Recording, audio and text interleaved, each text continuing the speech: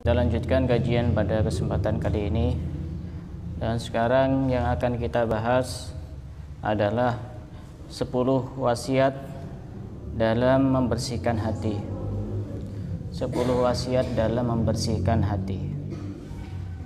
Pada pembahasan sebelumnya yang kita bahas adalah 10 wasiat di dalam mendidik anak. Kemudian 10 wasiat di dalam pengajaran. Dan sekarang yang akan kita bahas adalah 10 wasiat di dalam membersihkan hati. Al-wasiyatul ula, wasiat yang pertama. Talqinul auladin niyatis salihati qabla ayyi amalin yubashirunahu sawa'un diniyun aw dunyawiyun. Mengajarkan anak untuk niat-niat yang baik sebelum melakukan satu amal perbuatan, satu amal kebaikan. Jadi ini judulnya itu bagaimana anak itu agar menjadi anak yang baik, anak yang soleh. Salah satu caranya kalau kita ngikuti kebiasaan orang-orang terdahulu, ulama-ulama, orang-orang soleh, yaitu dengan mengajari anak bagaimana caranya niat yang baik sebelum melakukan amal-amal kebaikan. Karena niat itu sangat penting. Niat itu sangat penting. Amal yang kecil bisa jadi pahalanya jadi besar disebabkan karena besarnya niat. Dan amal yang besar bisa jadi kecil disebabkan karena kecilnya niat. Contoh begini. Baca Quran. Baca Quran itu pahalanya besar apa kecil? Besar ya.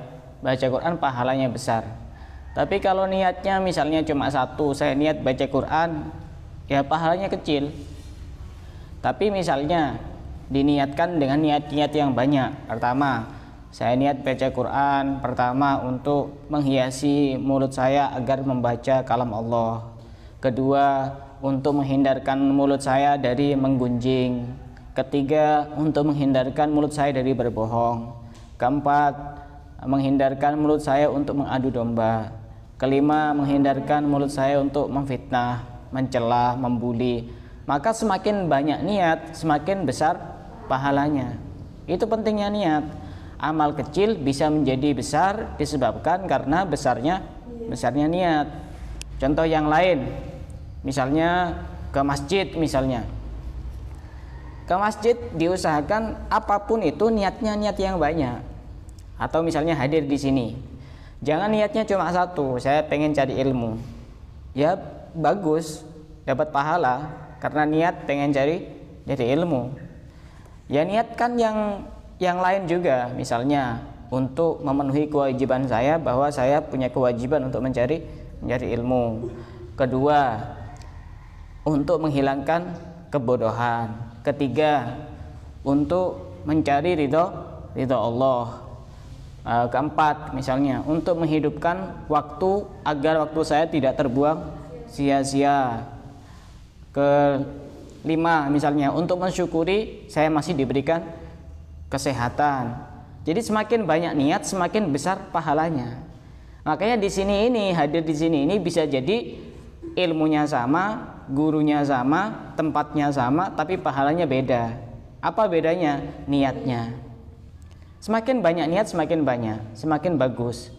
Nanti kalau misalnya sudah kita tidak tahu nih harus niat apa, kita tambahi seperti ini. Dan saya niat cari ilmu sebagaimana yang diniatkan oleh orang-orang soleh terdahulu. Jadi orang-orang soleh dulu ketika cari ilmu itu niatnya apa, maka kita ngikut saja kepada mereka. Mereka kan niatnya sangat banyak sekali. Dan bahkan ada orang itu ketika mau melakukan sesuatu niatnya sampai 100.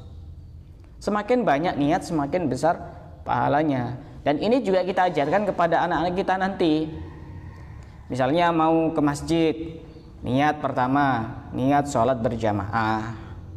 Kedua, misalnya niat untuk membahagiakan hati Rasulullah.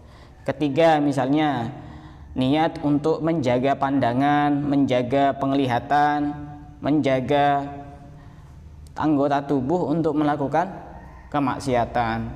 Karena ya jarang sekali orang ke masjid kemudian melakukan kemaksiatan, kan jarang.